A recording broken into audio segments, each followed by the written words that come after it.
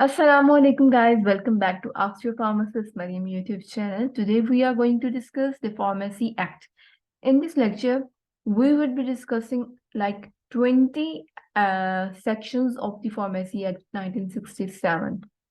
But before starting this lecture, I'd be requested to kindly subscribe to my channel Ask Your Pharmacist Mariam and share this video to your relevant circle as much as you can uh, so that a lot of students can see this lecture video and can help them in their studies or either in their understanding of this Pharmacy Act 1967.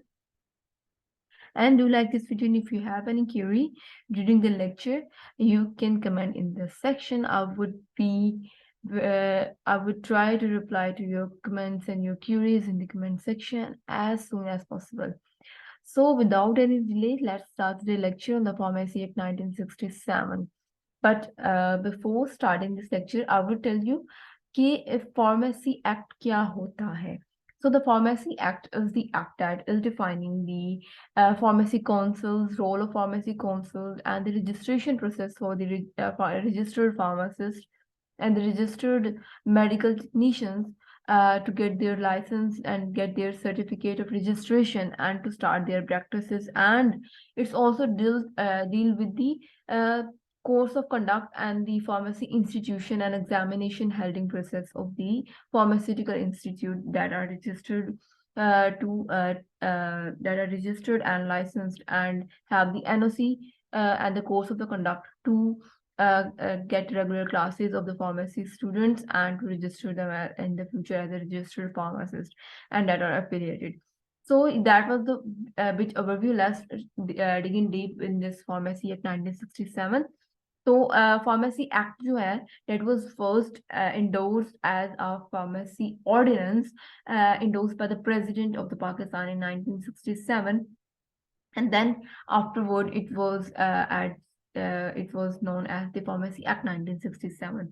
There are a lot of amendments in this, बहुत सी इसके अंदर तरामीम की गई, and जो उसकी सबसे जो कि नोटेबल एंड दी ऑफिशियली जो रिप्रेजेंटेड फॉर्म ऑफ दी जो इसकी अमेंडमेंट है वो 1973 में इसकी की गई थी. इसके कोई चैप्टर्स नहीं है जैसे मोस्टली एक्ट्स के अंदर, मोस्टली फार्मेसी लॉज के अंदर या ड्राफ्ट एक्ट के अंदर जिस तरह डिफरेंट चैप्टर्स होते हैं, शेड्यूल्स होते हैं, इस तरह ऐसे जिसमें कोई चैप्टर्स नहीं है. एंड बट इसमें जो है वो 34 सेक्शंस हैं and we will dig in deep. And आज हम इस लेक्चर में तकरीबन इसकी जो है वो आधी सेक्शंस करेंगे and in the next part 2 हम इसकी बाकी सेक्शंस करेंगे. बट थोड़ा सा ओवरव्यू ले लेते हैं. एंड ये short title and extent of the commitment इसकी फर्स्ट सेक्शन है. देन बेसिक डेफिनेशंस है कुछ इसमें, जिसमें पीपीए जाती है, फार्मेसी कौन पीपीए होता है pharmacy Pakistan pharmacy association. And अगर आपको याद हो तो जो फार्मेसी पीपीए होती है इसका कोई ऐसा डिफाइंड रोल नहीं होता, but they safeguard the professional roles and the professional dignity of the pharmaceutical pharmacist. तो हम अगर याद हो तो थोड़ा सा मसला हुआ था कि फार्मासिस्ट अदर अपने नेम के साथ डॉक्टर लिख सकते हैं या नहीं पाकिस्तान में. तो पीपीए ही ने ही जो है ये इस चीज को डिफेंड किया था और उसके बाद इन्होंने नोटिफिकेशन इशू किया था ऑफिशियल गजट के थ्रू कि जो फार्मासिस्ट रजिस्टर्ड फार्मासिस्ट है they can write doctor with them. PPA के इलेक्शंस भी होते हैं और जो फार्मासिस्ट होता है, आपको पता ही है फार्मासिस्ट कौन होता है, they are the legally qualified and the professionally competent person जो कि रजिस्टर्ड होते हैं. तो इसके जो है वो टोटल जो है वो 34 सेक्शंस हैं. एक एक करके हम पढ़ते हैं. Short title and commitment, definition, establishment of the pharmacy council. आपको पता है फार्मेसी काउंसिल होती है, पंजाब फार्मेसी काउंसिल होती है, फेडरल फार्मेसी काउंसिल होती है और प्रोविजनल फार्मेसी काउंसिल हर प्रोविंस की, सिंध की, बलोचिस्तान की, खैबर पख्तूनख्वा, गिलगित की, सबकी अपनी अपनी अलग फार्मेसी काउंसिल होती है. Then comes the composition of the pharmacy council, क्या क्या होती है. उसके अलावा जो प्रोविजनल काउंसिल के या जो कि सेंट्रल काउंसिल के जो मेंबर्स होते हैं उनकी डिस्क्वालिफिकेशन कैसे करनी है. Publication of the names and terms and office, उनकी किन टर्म्स में फार्मेसी काउंसिल या प्रोविजनल काउंसिल में काम करना है. Filling of the casual vacancy etcetera not validate for the proceeding. अगर एक वैकेंसी खाली होती है तो जो भी प्रोसीडिंग काउंसिल में अंदर हो रही है उसकी कितनी वैलिडिटी होगी. Election of the vice president, committee of the council, meeting of council की साल में या महीने में कितनी मीटिंग्स होंगी, कहाँ होंगी, इसका कोर्स ऑफ कंडक्ट क्या होगा, उनकी एनुअल रिपोर्ट कहाँ पे सबमिट होनी है, appointment of the secretary officer finances, उनकी function of the central government, approval for the examination, यानी जो भी फार्मेसी इंस्टीट्यूट है जो एग्जाम करवा रहे होंगे, जो भी उनका कोर्स ऑफ द स्टडी होगा उसको अप्रूव करवाना है फार्मेसी काउंसिल से या सेंट्रल काउंसिल से। Furnishing of the information, inspectors का क्या क्या रोल है, अगर इन्होंने किसी भी इंस्टीट्यूट को जो है वो एनओसी देना, तो इंस्पेक्टर वहां पे कैसे इंस्पेक्शन करेंगे, उनको प्रूफ देना है अगर वो उनकी चीजें जो है वो ठीक नहीं जा रही है according to the licence licensing condition, तो उनको हमने जो है वो विदड्रॉ ऑफ अप्रूवल कैसे करना है, function of the provisional of council क्या होता है, preparation and maintenance of the registers, qualification of a registered pharmacist as an apprentice in the pharmacy procedure for the registration क्या है, सर्टिफिकेट ऑफ रजिस्ट्रेशन जिसको हम कैटेगरी कहते हैं आजकल, जो गलत टर्म है, एक्चुअल में वो सर्टिफिकेट ऑफ रजिस्ट्रेशन होती है। रेवोकेशन ऑफ द सर्टिफिकेट, यानी जिन उनको सर्टिफिकेट इशू किया गया है उसको हमने जो है वो रेवोकेट कर देना है, उसको हमने जो है वो बैन कर देना है या एक तरह से वापस ले लेना है। Certificate of registration and examination for the registration as pharmacist. तो ये सारे, और उसके अलावा आ जाते हैं qualification for admission to an examination, यानी कौन कौन जो स्टूडेंट्स होंगे वो जो फार्मेसी में जिन्होंने एडमिशन लिया हुआ है वो कौन कौन से स्टूडेंट क्वालिफाई करते हैं for the appearance in the examination, prohibition of the practice without registration, cognizance of the defence indemnity and the power to make bylaws, यानी किन किन के लिए जो लॉज हैं वो हम जो है उनके लिए हम लॉज में वेवरिंग कर सकते हैं, उनके बाय लॉ जो है वो उनको उसमें बाय लॉ होता है कि कोई लॉ है बट उनको हम जो है वो उससे मुस्तस्ना कर देते हैं कि इनके ऊपर जो लॉ है वो वैलिड नहीं होता, तो उसको बाय लॉ कहते हैं। तो चले इस तमाम सेक्शंस को डिटेल में पढ़ते हैं। सबसे पहले आ जाती है हमारी टेक्स्ट में फार्मेसी एक्ट 1967।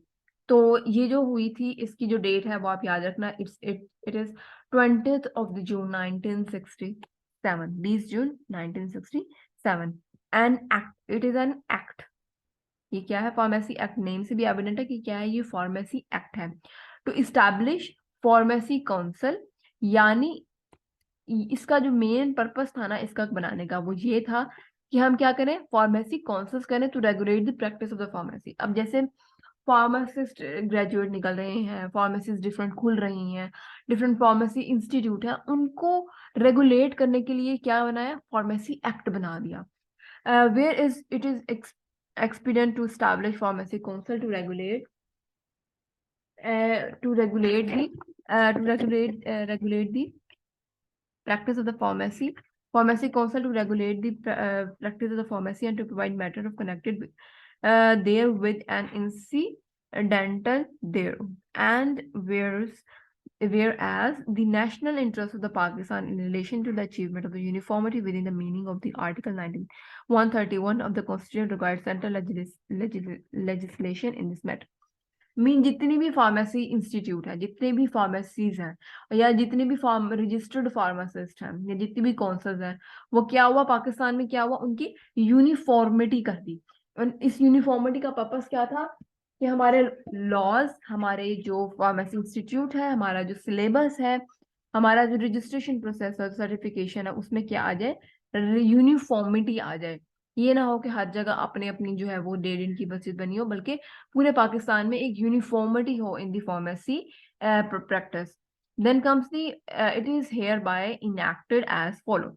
क्या इनएक्टेड हुआ, section 1 short title extend and commencement, यानी ये कब से जो है वो लागू होगा और उसका टाइटल क्या होगा। तो title is the pharmacy act 1967 and this act में भी called as the pharmacy act 1967। इसको जो है वो the pharmacy act amendment act जो है वो 1973 भी कहते हैं।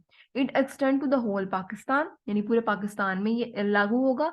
It shall come into the force at once, यानी within 1 year after converting the ordinance into the act, ये 1 साल के अंदर जो होगा एट वंस जो होगा कम इनटू द फोर्स आ जाएगा, यानी ये रूल बन जाएगा और इसको फॉलो करना जरूरी होगा जो भी रेलिवेंट पर्सन है उनके लिए। अब आगे कुछ डेफिनेशंस आ जाती हैं, उनको क्या करके पढ़ते हैं। In this act unless anything is repugnant in the subject and the context। approved क्या means approval in the section 18 and in the case of the section 19। Section 18 और 19 में अगर हम जाएं, गो बैक करें, तो सेक्शन 18 में जो है वो regulation of the pharmacy and the registration of process for the pharmacist है, और सेक्शन 19 में जो है वो approval for course of study for the pharmacy students है। सेंट्रल काउंसिल की बात करें, means the pharmacy council of the Pakistan establish under section 3, यानी एक फार्मेसी काउंसिल बनेगी पाकिस्तान फार्मेसी काउंसिल, जो फेडरल गवर्नमेंट के अंदर रन करेगी, और प्रोविजनल जो है हर प्रोविजन के अंडर अंडर होगी। काउंसिल का क्या मतलब है? The pharmacy council, either it is provisional और either it is federal. D आ जाती है मेडिकल इंस्टीट्यूशन। मेडिकल इंस्टीट्यूशन वो इंस्टीट्यूट है, mean any institute whose medical qualification are recognised under the medical and dental council ordinance 1962। Pharmacy institute का है, means that institute that whose are qualified under the pharmacy council या Pakistan pharmacy council से वो जो है वो registered होंगे। Pakistan pharmacist association, PPA जिसको कहते हैं, जिसके अभी रिसेंटली जो है वो इलेक्शन लिए हुए हैं, उनकी ऑथ टेकिंग हुई है। So any problem face by the pharmacist professional would be responsed by the PPA, Pakistan pharmacy association. ये कोई काउंसिल बॉडी नहीं है, इस इज जस्ट एसोसिएशन। इसके president, vice president, secretaries and general secretaries elect होते हैं through elections, and PPA has no pre defined function, but कुछ जो भी प्रॉब्लम्स आती है फार्मेसी इंस्टीट्यूट में, कि यानी हमारी फीस हमारी जो है वो सॉरी सैलरी कितनी होनी चाहिए, फीस कितनी होनी चाहिए स्टूडेंट्स की, और मिनिमम वेजेस कितनी होनी चाहिए, तो ये सारा उसके अंदर आ जाता है। और फार्मासिस्ट अपने नेम के साथ डॉक्टर लगा सकते हैं, तो नहीं, ये under the branches of the pharmacy Pakistan pharmacist association आ जाती है। Means association registered under the societies registration act 1860, means it is not a government body, but it comes under the Pakistan government, and it is a registered society act, and registered society under the Societies Registration Act 1860, and known as the Commencement of the Pharmacy Amendment 1973 by the name, यानी the pharmacy act 1973 को हम the pharmacy amendment act 1973 भी कह सकते हैं bye the name. Pharmacist means a person who is registered under section 24 under registered A और registered B। Register ए में जो है वो फॉर्म डी के स्टूडेंट्स आ जाते हैं जिन्होंने डिग्री ऑफ फार्मेसी की होती है, और रजिस्टर बी में जो है वो डिप्लोमा ऑफ फार्मेसी के स्टूडेंट्स आ जाते हैं। आगे आ जाती है pharmacy institute, mean any institute whose qualification of the pharmacy are recognised under this act. Provisional council means the pharmacy council of a province under this section. Pharmacy institute वो होते हैं जो क्वालिफाइड होते हैं, recognised under the pharmacy act from the pharmacy council और the provisional council. उन्होंने उधर से एनओसी लिया हुआ है, वहां से इंस्पेक्टर आके उनकी वहां की सारी प्री क्वालिफिकेशन इंस्पेक्ट करके गया है। प्रोविजनल काउंसिल जो है that is the pharmacy council that is working as at the province level. हर प्रोविंस की अपनी अपनी जो है वो प्रोविजनल फार्मेसी काउंसिल होती है, जिसको हम पीपीपी भी कहते हैं। Establishment of the pharmacy council, अच्छा फार्मेसी काउंसिल या फार्मेसी एक्ट का जो मकसद है ना, वो ये है, this act is to safeguard pharmacist profession, pharmacy profession को सेफ गार्ड लीगली करना, to call a pharmacist a legally qualified person, उसके लिए फार्मेसी एक्ट और जो फार्मेसी काउंसिल है they play a vital role. आगे the establishment of the pharmacy council within a period of 1 year from the commitment of this act, यानी इस act के commencement के 1 साल के अंदर अंदर एक फार्मेसी काउंसिल जो है वो इस्टेब्लिश की जाएगी। यहाँ पे इसकी कुछ अमेंडमेंट आ जाती है। The act receive assent of president on the 20th of June 1967, यानी तब वो क्या था, ऑर्डिनेंस था, and published in the gazette of Pakistan extraordinary date 20th of June, and यानी प्रेसिडेंट ने इसको प्रूफ किस दिन किया था, 20th of June 1967, और ये गजट ऑफ पाकिस्तान में पब्लिश भी हुआ था dating June 20th of June 1967, और पेजेस भी इसके बताया हुआ है, पेज 463 से 75।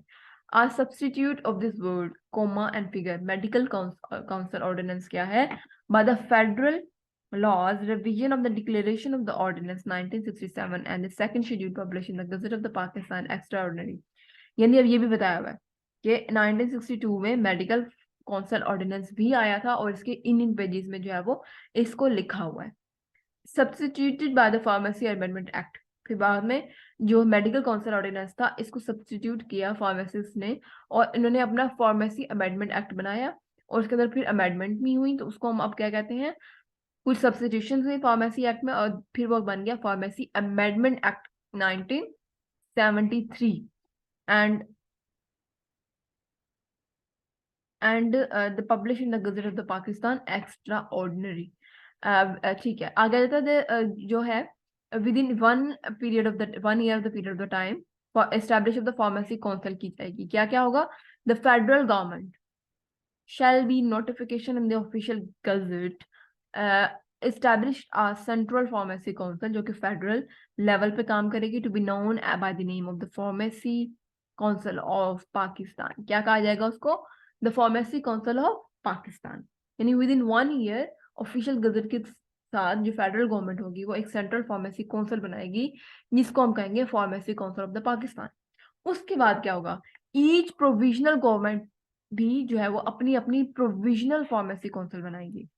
यानी एक सेंट्रल होगी, जैसे एक नेशनल असेंबली होती है और बाकी प्रोविजनल असेंबलीज होती हैं, इसी तरह ही सेम एक जो होगी फेडरल लेवल पे काम करने वाली pharmacy council of the Pakistan होगी, और प्रोविजनल गवर्नमेंट लेवल पे जो काम कर रही होंगी वो प्रोविजनल फार्मेसी काउंसिल होगी। जो सेंट्रल होगी फार्मेसी काउंसिल वो हमारी सारी फेडरल गवर्नमेंट के सारे इश्यूज और इस्लामाबाद के इश्यूज और बाकी चारों प्रोविजनल फार्मेसी काउंसिल का देख रही होगी। और जो प्रोविजनल फार्मेसी काउंसिल होगी वो अपनी अपनी प्रोविंसेस के जितने मैटर्स हैं उनको देख रही होगी, to be known by the name of the province concern. जैसे प्रोविजनल की जगह हम लगा देंगे पंजाब फार्मेसी काउंसिल, प्रोविजनल की जगह हम लगा देंगे Sindh pharmacy council, Balochistan pharmacy council, Khyber Pakhtunkhwa pharmacy council. तो ये फार्मेसी जो है वो प्रोविंस के ऊपर कंसर्न करती है। Each of the pharmacy council established under the subsection 1 shall be the body of the corporate having the perpetual succession. मतलब हर फार्मेसी काउंसिल में जो है वो परपेचुअल सक्सेशन चलेगी। हर 3 साल बाद जैसे गवर्नमेंट चेंज होगी तो उनकी जो कंपोजिशन होगी वो भी चेंज होगी, और हर जो जाने वाला होगा वो अपने आने वाले को अपना जो भी ड्यूटीज है और जो भी अपनी असाइंड वर्क है वो असाइन करके जाएगा in perpetual way. And common seal, सबकी एक कॉमन सील होगी। मीन जैसे कि लोगो होता है, हम बताते हैं हाँ जी ये जो है ऑक्सफोर्ड फार्मासिस्ट मरियम का लोगो है और ये उनकी कॉमन सील है। यानी जो भी ऑफिशियल काम होगा उसके ऊपर उनकी लोगो या सील होना जरूरी है। तो फार्मेसी काउंसिल की अपनी एक सील होगी with power among others to acquire and hold and dispose of the property। यानी वो कोई भी प्रॉपर्टी जो है वो सेल आउट कर सकते हैं, बेचना, उसको खरीदना। And shall be in the name of the sued and sued, और वो किसी को सू भी कर सकते हैं। तो यानी इस तरह अगर हम फार्मेसी काउंसिल देखें तो इस तरह हमारी 5 फार्मेसी काउंसिल हो जाती हैं। एक हमारी पाकिस्तान फार्मेसी काउंसिल जिसको सेंट्रल फार्मेसी काउंसिल करेंगे, फिर बाकी होंगी हमारी 4-5 प्रोविंसेस की अलग अलग प्रोविजनल फार्मेसी काउंसिल।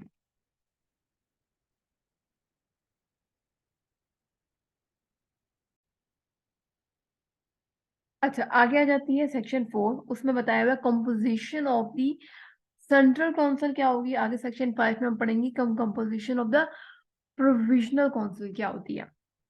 चलिए स्टडी करते हैं। The central council shall subject to the provision of the subsection consist of the following members namely. क्या पहला होगा? The director general of the health, DG health of the government of the Pakistan. वो कौन होगा? Who shall be unless in the federal government appoints any of the officers to be the president shall be the president of the council। Mean federal government ने कोई special जो है वो president council का sign नहीं किया, तो जो director general of the health होगा as a ex officio member because of the position in the because of the ministry in the government of the Pakistan, by default क्या होगा? He would be the president of the central pharmacy council या federal pharmacy council. So, and then the officer, if any appointed under the federal government, he would be the president of the council। Mean federal government ने कोई खुद ही president अलग से, other than the DG health of the government of the Pakistan, कोई अलग से president जो है वो उन्होंने appoint कर दिया है, तो he would be the president, the DG health would be not be the president। Then comes the 8 persons to be appointed by the federal government, out of whom one of the each province shall be nominated in consultation with the provisional government concerned। हर जो होगी एक तो 8 member federal government select करेगी और उनमें से जो 4 members होंगे वो हर प्रोविंस को रिप्रेजेंट कर रहे होंगे। और वो with consultation of the provisional government concern जो होगा वो हायर किए जाएंगे। और 4 तो वो हो गए, यानी 4 क्या होंगे, हर प्रोविंस का एक एक, जो कि प्रोविजनल गवर्नमेंट सजेस्ट करेगी वो रखेंगे, और साथ फेडरल गवर्नमेंट की भी कंसेंसस होगी। उसके अलावा आप teacher of the pharmaceutics, he should be the PhD, and one teacher for the pharmaceutical chemistry. One person from the province to be nominated by the federal government as so far in the consultation of the provisional council concerned. Provisional council और federal government आपस में consult करेंगी, और हर province का एक एक representative भी जो होगा वो सेंट्रल काउंसिल का पार्ट होगा। One person to be nominated by the federal government from the consultation with the Pakistan pharmacist association, यानी एक पर्सन जो होगा फेडरल गवर्नमेंट अपॉइंट करेगी, किसकी कंसल्टेशन से, with the consultation of the Pakistan pharmacy association. यानी ये जो 8 पर्सन होंगे उनकी डिवीजन इन्होंने बताई है, उनमें से 4 पर्सन जो होंगे वो हर प्रोविंस की रिप्रेजेंटेशन होगी, एक जो होगा टीचर ऑफ द फार्मास्यूटिक्स होगा, एक जो होगा teacher of the federal chemistry होगा। हर प्रोविंस अपने अपने बंदे सेलेक्ट करेंगे, और एक जो पर्सन होगा वो फेडरल गवर्नमेंट की कंसल्टेशन होगा, और एक जो पर्सन होगा the drug controller of the government of the Pakistan होगा। 8 बंदे पूरे हो गए, तो ये हो गए 8 पर्सन पूरे। उसके अलावा एक कौन होगा, प्रेसिडेंट होगा। And the federal government, maybe by the notification of the official gazette, increase or decrease the number of the person to be nominated by under the section, provided that the decrease in the increase in the number of the members shall not be affected by the continuance of the office. यानी कोई person आ रहा है, उसको हमने जो है वो उसकी सीट जो है वो वेकेंट हो गई है, उससे जो कौंसिल का फंक्शन होगा वो अफेक्टेड नहीं होगा, वैकेंसी होगी खाली, उसके जो है सून एज पॉसिबल जो पर्सन होगा उसको अल्टरनेट पर्सन जो होगा उसको नॉमिनेट करके उसको हायर कर लिया जाएगा। And performance of the functions by the member until the expiry of this term, यानी जब तक गवर्नमेंट जो है वो उसका मुद्दत पूरी नहीं होती है, जब तक 3 साल जो है वो बाकी जो 8 मेंबर्स हैं कंप्लीट नहीं होते, तब तक वो पर्सन जो है वो वहां पे फंक्शनली अपना फंक्शन जो है वो परफॉर्म करते रहेंगे।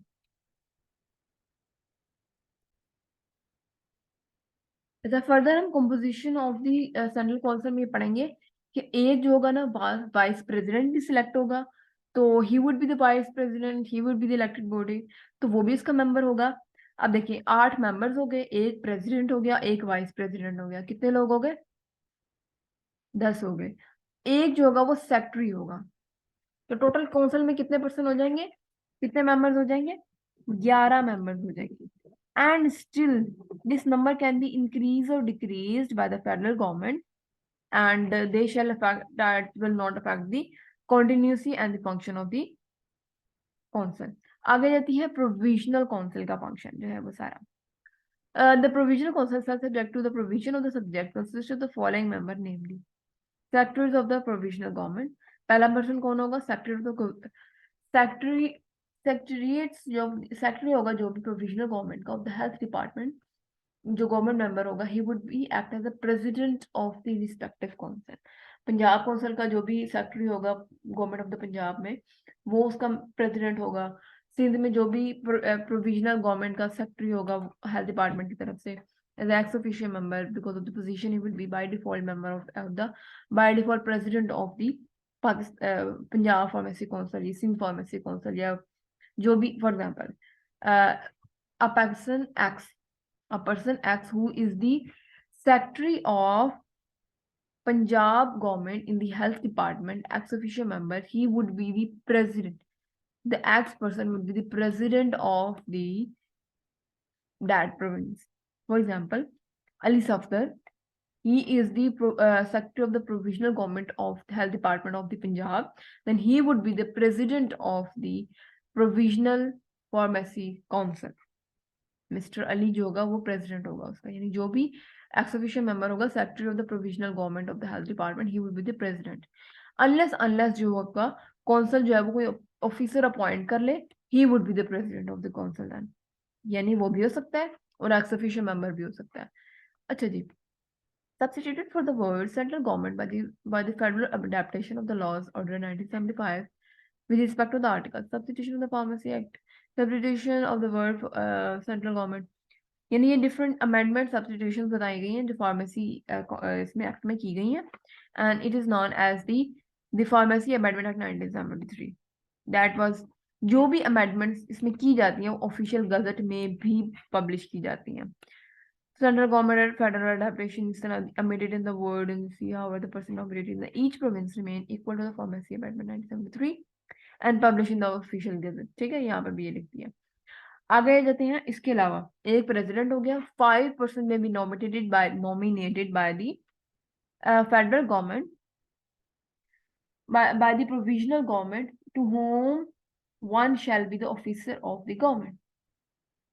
5% जो होगा प्रोविजनल गवर्नमेंट जो है वो नॉमिनेट करेगा और उनमें से एक का गवर्नमेंट ऑफिसर होना जरूरी है. Mean he should be the working pharmacist in the government of the Punjab और government of that province. 1 person should be nominated by the provisional branch of the pharmacist association. जो भी पीपीए पंजाब पीपीए की जो भी association होगी या सिंध में PPA की जो भी एसोसिएशन होगी, 1% वो अपना नॉमिनेट करेंगे. And the provisional government may be notified in the official gazette increase and decrease in the number of the persons by nominated in under the clause of the section. इसी तरह ही same जिस तरह central government council करती थी, provisional council भी अपने official gazette की notification से अपने जो मेंबर्स हैं वो बढ़ा या कम कर सकते हैं. और टोटल जो नंबर मेंबर्स बनते हैं वो इसमें 9 बनते हैं. एक प्रेसिडेंट एक प्रेसिडेंट हो गया और जो 5 हो गए वो हमारे नॉमिनेटेड पर्सन हो गए बाय द प्रोविजनल गवर्नमेंट. एक हमारा इसमें भी सेम वाइस प्रेसिडेंट होगा और एक सेक्रेटरी होगा. तो हमारे जो टोटल नंबर्स बन जाएंगे वो बन जाएंगे हमारे 8 मेंबर्स बन जाएंगे.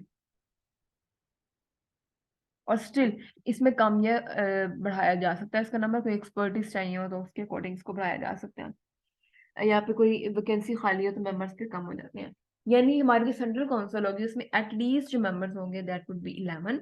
और जो हमारी जो की काउंसिल होगी of the province it would at least have the numbers of the 8 members. The provisional government may by the notification in the official gazette increase or decrease the number of the person provided that decreased in the number of the members shall not affect the continuance in the office. ये नहीं कि उन्होंने कोई बहुत ही important person जैसे president को ही कर दिया फॉर एग्जाम्पल, नो. और इसके अलावा जो है उसके बगैर उसकी मौजूदगी में ना होने की वजह से जो continuance of the function of the council होगी वो फैक्ट होगी. and the performance of the function of any member until expiry of his term. और कोई उसकी किसी और पर्सन की मेंबर की भी फंक्शन से जो है वो फैक्ट हो सकती है. आगे आ जाती है डिस्क्वालिफिकेशन ऑफ द मेंबरशिप. यानी जो भी पर्सन है उसको डिस्क्वालीफाई भी किया जा सकता है अगर वो काउंसिल का पर्सन है. तो ये नहीं कि वो वहां का करता धरता नहीं है, उसको हम डिस्क्वालीफाई भी कर सकते हैं. A member other than a professor of the medical institute or pharmacy institute or an officer of the provisional government nominated under these sections 5 shall be eligible for nomination under this clause of the subsection shall not be eligible for nomination as a member of the council unless the pharmacist register is registered. Mean एक जो person है वो किसी pharmacy institute या किसी medical institute में professor है, उसको रजिस्टर फार्मेसी रजिस्ट्रेशन सर्टिफिकेट की जरूरत नहीं है to become the part of the council. मगर बाकी जितने मेंबर्स होंगे उन सब को अपना फार्मेसी रजिस्ट्रेशन ये सर्टिफिकेट जो है वो फॉर द नॉमिनेशन उनको वहां पे चाहिए होगा. बट जो प्रोफेसर होंगे इन द मेडिकल इंस्टीट्यूट और द फार्मेसी इंस्टीट्यूट उनके लिए रजिस्ट्रेशन सर्टिफिकेट जरूरी नहीं है. पब्लिकेशन ऑफ द नेम यानी जितने भी हमारी काउंसिल के मेंबर्स होंगे उनके नेम हम ऑफिशियल गजट के थ्रू पब्लिश भी करेंगे. The federal government as in any case the provisional government shall publish the official gazette the name of the official titles of the member of the council. Terms of the office यानी किन terms पर वो जो है काम करेंगे, उनका quorum कितना होगा, नंबर ऑफ ऑफिसर्स कितने होंगे, वो कितने टाइम पीरियड के लिए वहां पर होंगे. Subject to the provision of the subsection, a member other than the ex officio member shall be hold the office for the period of the 3 years. कितनी टाइम की पीरियड के लिए वो करेगा ऑफिस? 3 years के लिए. और जो हमारा एक्स ऑफिशियल मेंबर होगा वो 5 साल. यानी जितनी साल हमारी गवर्नमेंट होगी उतने साल वो हमारा प्रेसिडेंट होगा. Commencement of the any of these units shall be eligible for the renomination. Provided that notwithstanding the expiry of this term, a member shall continue to function until his successor is resume the office. यानी जो person है वो तब तक काम करता रहेगा जब तक उसका जो है वो सक्सेसर नहीं आ जाता, यानी उसकी जगह रिप्लेसमेंट जो है वो तब तक नहीं आ जाती। 3 सालों के बाद अगर उसको 1-2 दिन या 10 दिन ऊपर भी काम करना पड़े तो वो करेगा, क्योंकि अभी तक उसका उसका रिप्लेसमेंट नहीं आई, सक्सेसर नहीं आई, तो तब तक वो अपनी जो है वो वर्क जो है वो कंटिन्यू करेगा until a successor is assumes office. Whereas the federal government,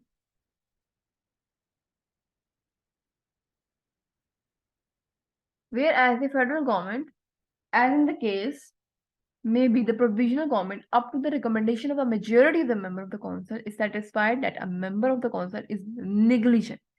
यानी या तो ये हो जाएगा मेजोरिटी ऑफ द लोग उसके काम से, जो भी मेंबर है काउंसिल का, उससे सेटिस्फाइड है. If in the case the member of the council is not satisfied with that member and they think that that person is negligent in the discharge of his duties, meaning he is not properly doing his duties, or guilty of any unprofessional, dishonorable conduct, or otherwise not a competent person to perform his function of a member, mean either he is ill, either he is mentally unstable now, either he has done something unprofessional and dishonorable, and he is negligent to his duties, उसके पास और भी responsibilities हैं और वो council के functions को properly नहीं conduct कर पा रहा, so by the notification in the official gazette उस पर्सन को रिमूव कर देते हैं. And upon the publication of the notification the seat of that member shall be vacant. असामी खाली है, अब उस मेंबर की सीट कोई भी जो है वो आकर फुलफिल कर सकता है. Filling of the casual vacancy. A casual vacancy in the office of the member shall be filled over the remainder for the term of such member not being less than 6 months.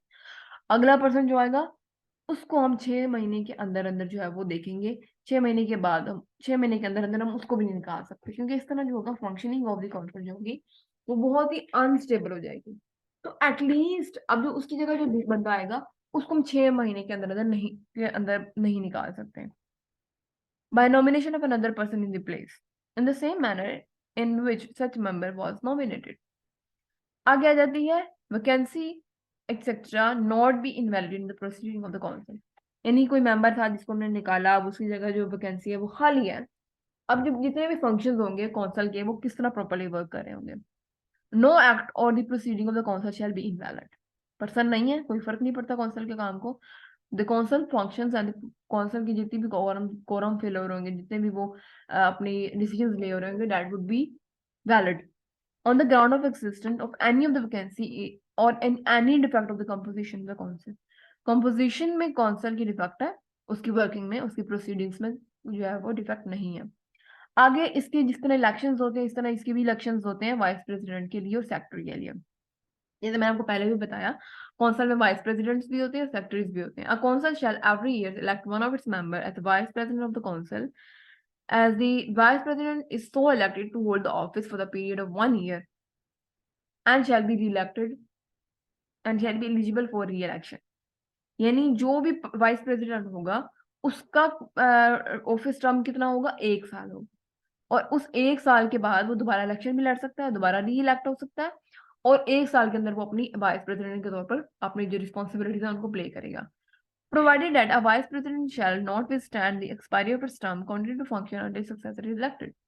अब यानी जो भी previous cabinet का जो भी vice president होगा he would be the president until election हो जाते हैं और जो उसका सक्सेसर होता है वो इलेक्ट होकर अपनी पोजीशन लेने के लिए आ जाता है.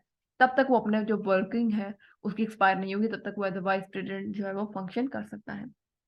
आगे different substitution in the pharmacy act, उसकी अमेंडमेंट, उसकी ओमिटेड और उसकी जितनी भी उसके अंदर चेंजिंग्स तरमीम की गई हैं उसको हाईलाइट किया गया है कि इसके अंदर 11, 12, 13, 14, 15 इस तरह चेंजिंग्स की गई हैं. जैसे यहाँ पे अगर मैं आपको दिखाऊं कहीं पे कुछ नंबर लिखा होगा, जैसे ये देखिए 15 फेडरल गवर्नमेंट ने इसके अंदर अमेंडमेंट की है. क्या फेडरल गवर्नमेंट ने इसके अंदर सब्स्टिट्यूशन की है? Substitution for the word of the central government by the federal adaptation of the laws order 1976 PO Article 2 and the table of the journal adaptation and the publication in the official gazette extraordinary. The vice president shall perform such function as to be entrusted to him in the council in the absence of president, also function as a president. यानी अगर उसको council जो है वो trust करती है He would also function as a president in the absence of the president, and he will also function as a vice president. Committees of the council. A council may constitute such committees as it deems fit for the purpose of advising and assisting in the performance of its function. A committee constituted under subsections may co-opt as its member and perform assistance and advice necessary for the official member. अब जो है वो जो committee है उसको अपनी cooperation के लिए, इसको कोऑप्ट के लिए कोई जो है वो एक्सपर्ट कमेटी हायर करनी है, यानी जैसे मैंने आपको कहा इंक्रीज या डिक्रीज भी कर सकते हैं.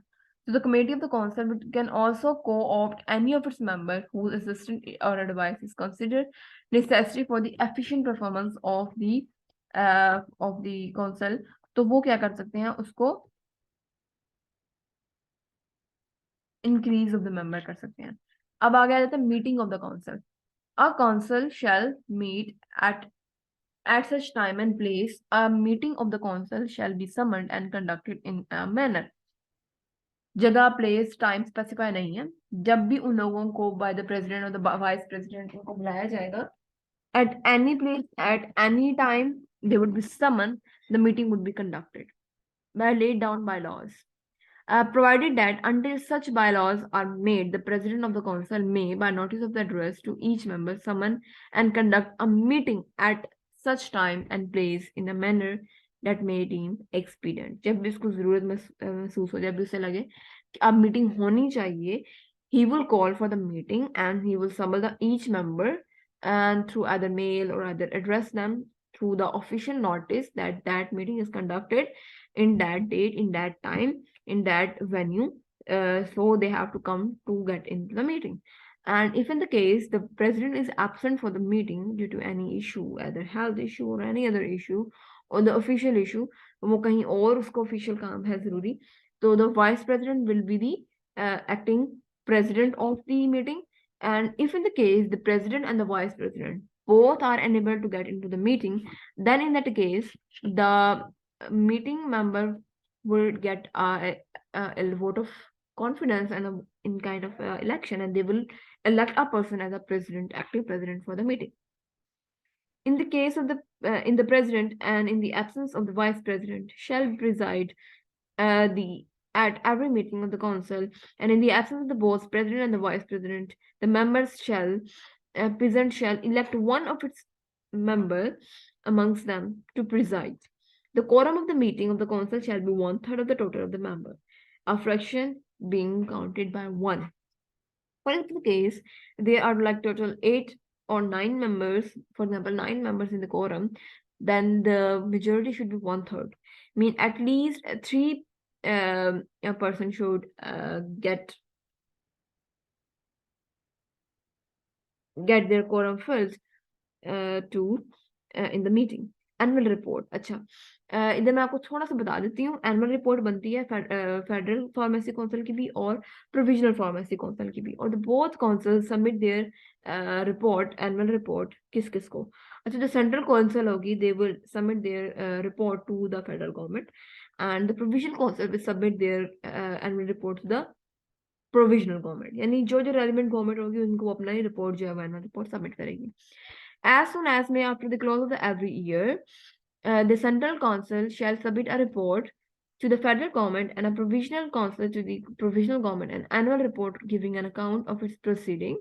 In जितने भी उन्होंने proceedings की in the year, together with the statement of the money revised, जितनी भी उन्होंने budget पैसे खर्च किए वो, and the expenses inquired by during that of the year, और जितने भी expenses उनको कि जितने भी उन्होंने पैसे लिए और जितने भी उन्होंने खर्च किए उसकी जो है वो पूरी रिपोर्ट जो है वो सबमिट होगी. Appointment of the secretary officers and staff of the council. मैंने आपको पहले भी बताया कि जितने भी काउंसिल की कंपोजिशन में मेंबर्स बताए हुए थे 8, 9, 10, 7, उसके अलावा president and vice president and the secretary is elected. तो the appointment of the secretary officer staff of the council कैसे होता है. A council shall, with the approval of the case of the central council of the federal government, and in the case of the provisional council, the provisional government से notification या approval लेने के बाद, appoint a secretary from among the person eligible for registration as pharmacist. यानी वो registered pharmacist होना चाहिए and the conditions may deem fit. A council may also appoint such a fixer and staff as necessary to efficient performance of its function. Council कोई भी officer higher कर सकती है if the case कि ये person हमारी जो functioning of the performance of the council है उसको एफिशिएंट कराएगा। आगे आ जाती है finances. The fund of the central council shall consist of such as money and the places of the dispose of the federal government. यानी उसको deal करने के लिए जो होगा सेंट्रल काउंसिल के लिए कौन होगा?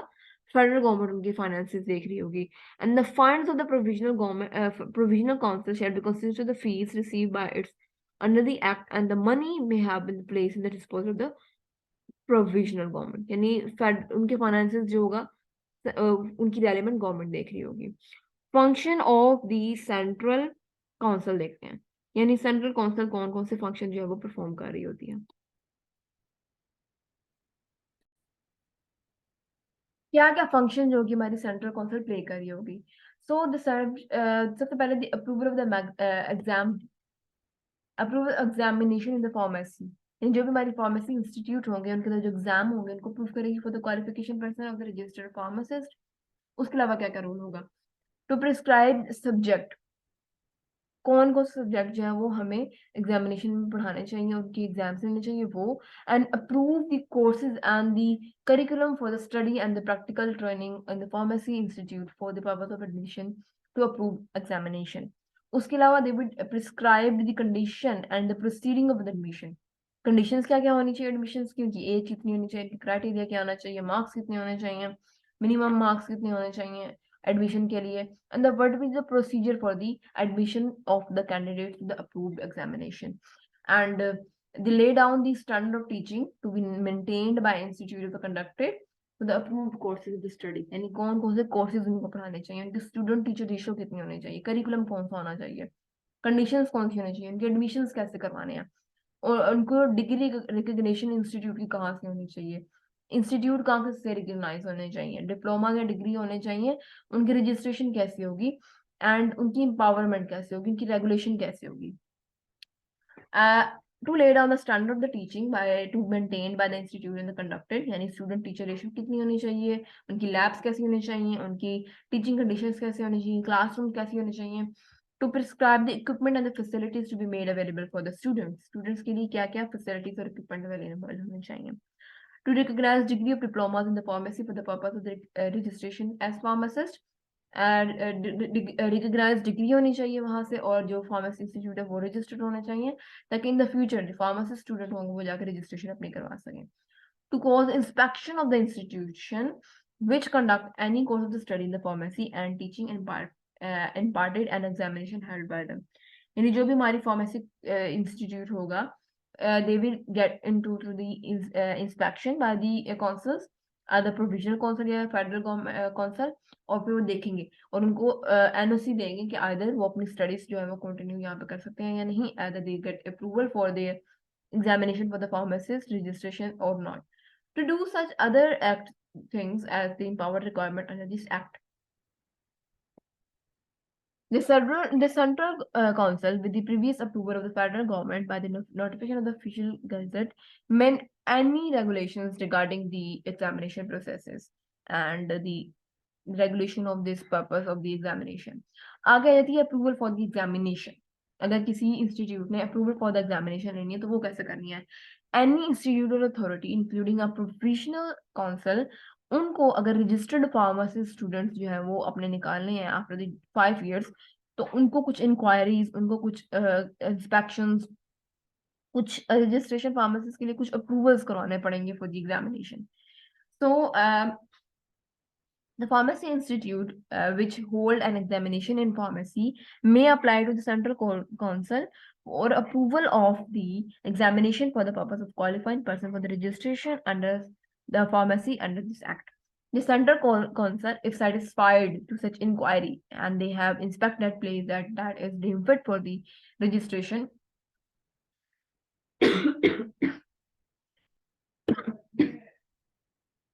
it may think fit that the examination for the approval for the application has been under these subsections, and they will confirm that that institute is by the law and the regulation is all fulfilled and they will approve the examination, and by the official notification in the official gazette declare it's to be approved examination for the purpose of qualifying person registration in the pharmacy under this act. यानी जितने भी इस institute के students जो होंगे उनको by the end of the degree, by the end of the 5 years, उनको क्या होगा, हम registration for the pharmacy certificate जो है वो दे देंगे बाय द सेंट्रल काउंसिल या फार्मेसी काउंसिल या provisional pharmacy council.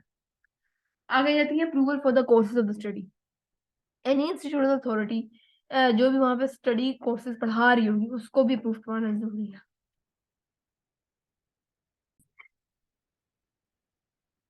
Any institute or authority which conducts a course of the study of the pharmacy may apply to the Central Council for approval of such courses of study for the purpose of admission to an approval examination. The Central Council, if get satisfied, they would give them an NSC that their course of the study is approved for teaching. जो pharmacy syllabus है वो HEC की तरफ से दिया गया है और वो तकरीबन वही course of study for the pharmacy student जो है वो फॉलो किया जाता है। बट इन द केस अगर कोई इंस्टीट्यूट जो है वो अपना एक जो है वो करिकुलम डिजाइन कर सकता है तो वो अपना अलग से करिकुलम डिजाइन करके कोर्स ऑफ द स्टडी जो है वो अप्रूव करवा सकता है फ्रॉम द फार्मेसी काउंसिल। कौन से council? Central pharmacy council. And the federal government will declare them in the official gazette and in the official notification that that course of study is approved by us and they can teach that and they can get examination from that course. Furnishing of the information. Every institute or authority which applies for the approval of examination under the section 18 of a course and under the section 19 or hold and approved examination or conducts approved course of study, यानी जो भी institute वहां पे उनको approval हुआ है for the examination और उनका जो भी कोर्स ऑफ कंटेंट है वो भी अप्रूव्ड है, फिर क्या होगा, bye the federal government and उन्होंने ऑफिशियल गजट में भी उसको नोटिफाई कर दिया है, पब्लिश कर दिया है, shall furnish to the pharmacy council such information as the council may time to time required.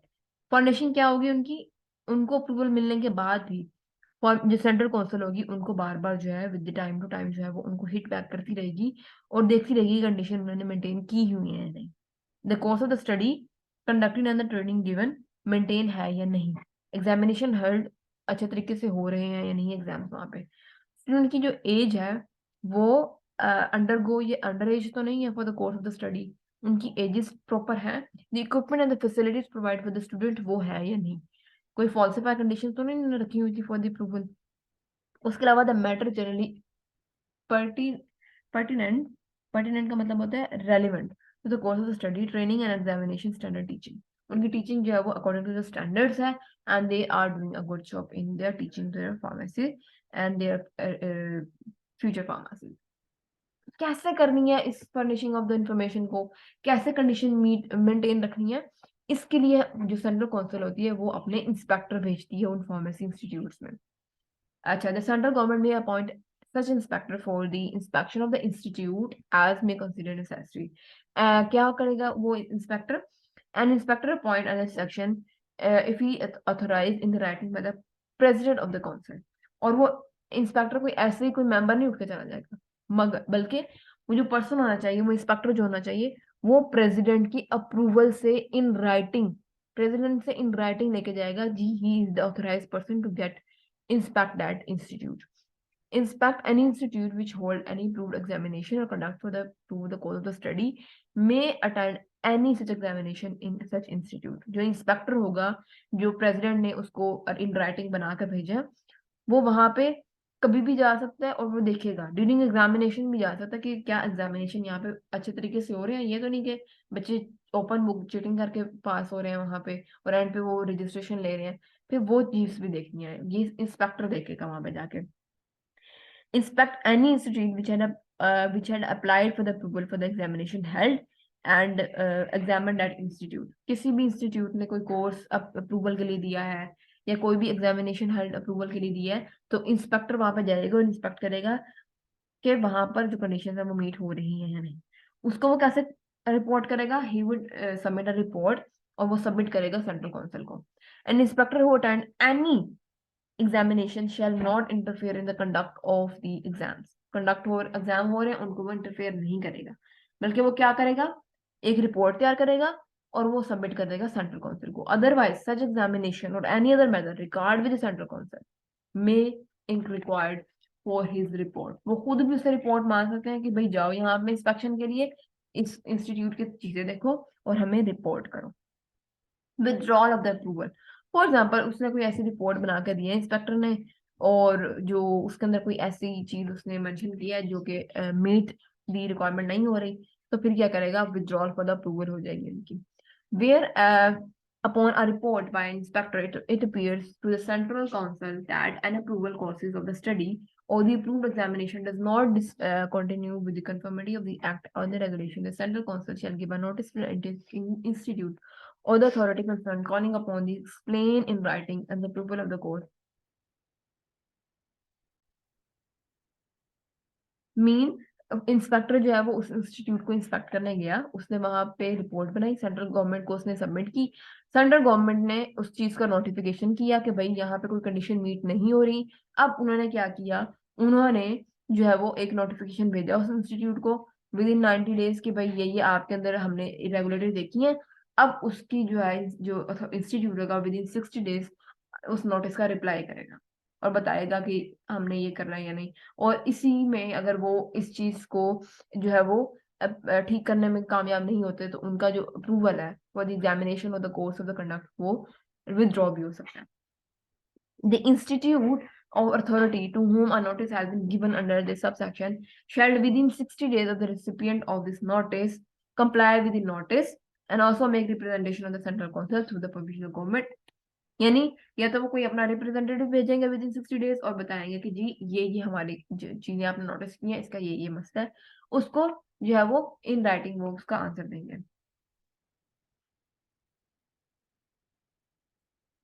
The central council after considering the explanation, उनकी एक्सप्लेनेशन सुनेंगे, बताएंगे जी उन्होंने जो भी 60 दिन के अंदर अंदर उनको एक्सप्लेनेशन दी है, और देखेंगे कि उनको ऑब्जर्व करेगा कि इनकी जो रिप्रेजेंटेशन है उनको कन्विंस करने में एक्सप्लेन करने में कामयाब हुई है या नहीं, और उनके मुताबिक उसका जो होगा आदर के उनका जो है कंटिन्यू कर देंगे या विड्रॉ कर देंगे।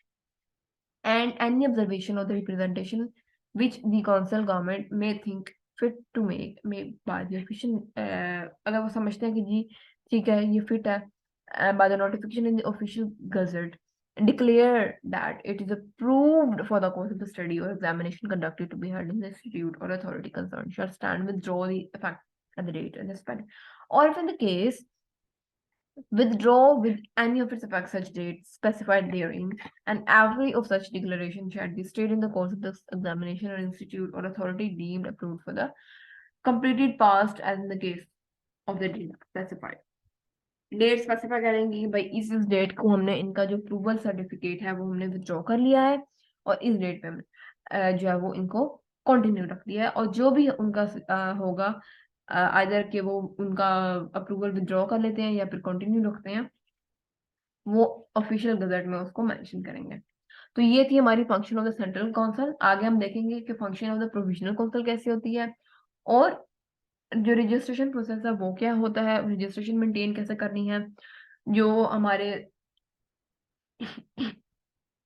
Registration certificate of the registration है, जो हमारी कैटेगरी है वो कैसे देखते हैं, और कैटेगरी की जो है ऑफेंसिव उनकी पनिशमेंट क्या क्या है। यहाँ पे जो हमारा part 1 of the pharmacy act 1967 जो है कंप्लीट होता है। I hope this lecture would be quite informative for you. मेरी रिक्वेस्ट है आप सबसे कि काइंडली इस लेक्चर को ज्यादा से ज्यादा स्टूडेंट्स को शेयर करें ताकि ज्यादा से ज्यादा स्टूडेंट मेरी वीडियो को देख सकें, क्योंकि we are not getting paid. हम आपको ये अपनी यूट्यूब लेक्चर जो है वो फ्री सर्विसेज दे रहे हैं। हमारी आप लोगों की तरफ से यही मोटिवेशन होगी कि आप हमारे लेक्चर्स को अपने इंस्टीट्यूट में अपने क्लास में शेयर करें और रेलिवेंट पर्सन के साथ शेयर करें जिनको आपको लगता है कि ये वीडियो उनके लिए इंफॉर्मेटिव साबित हो सकती है।